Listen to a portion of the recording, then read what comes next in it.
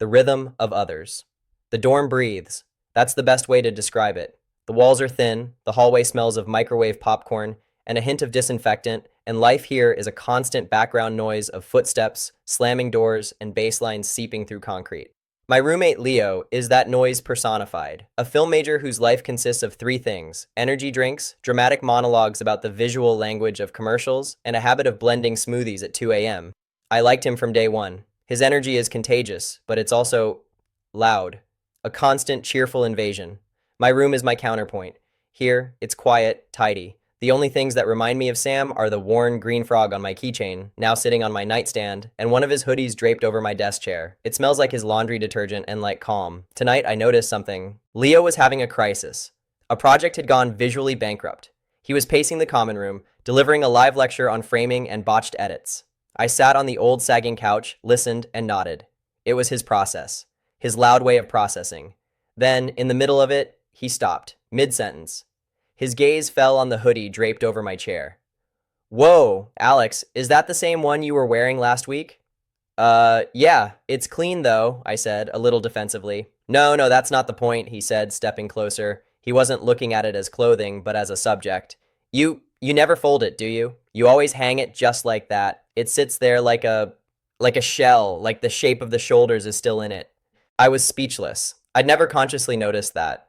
But he was right. I didn't just toss Sam's hoodie over a hook. I carefully arranged it over the entire back of the chair, the arms hanging down the sides, the hood flipped back. It preserved the shape it had when it was wrapped around him. Leo squinted, a director before a crucial shot. That's so interesting. That's a ritual. You're not just keeping the item, you're preserving the silhouette. That's almost archival. At that moment, from next door, through the wall, came the distorted bass of a song, a dull, rhythmic thumping. Boom, boom, boom, boom. And as if on an invisible cue, Leo, without looking away from the hoodie, reached behind him for his phone. A few swipes and the bass from next door stopped. He'd opened the dorm app and filed a noise complaint, a daily routine. But then the strange thing happened.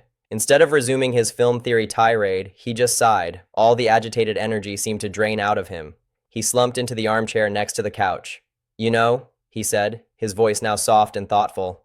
Sometimes I envy that. What, my unkempt hoodie? No, the stillness it represents. He nodded toward the garment. That's not clutter. That's an anchor. For me, everything is always in motion, loud, searching.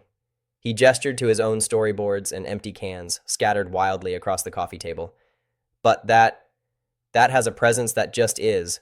That isn't performing. That's just waiting. The dorm kept breathing. A faucet dripped in the shared kitchen. Someone laughed somewhere down the hall, but in our room was a different kind of quiet now, not empty, but recognized. I looked at the hoodie through Leo's eyes. Not as a piece of comfy laundry, but as a quiet sculpture in my chaotic student life, as the imprint of Sam's calm that I kept here, a silent antidote to the noise. Archival, I repeated softly, and smiled. Leo grinned back, tired. Yeah, totally. Take good care of your archive, man. It's rare around here. Later, when he was back in his room and I was lying in the dark, I thought about it. Leo is searching for the perfect visual language in every frame. I found mine. It's draped over my chair, silent, holding the shape of someone whose love doesn't need loud explanations. It just needs a place to be. And I noticed that the dorm's noise doesn't bother me anymore. It's just the background against which my own quiet presence stands out all the more clearly.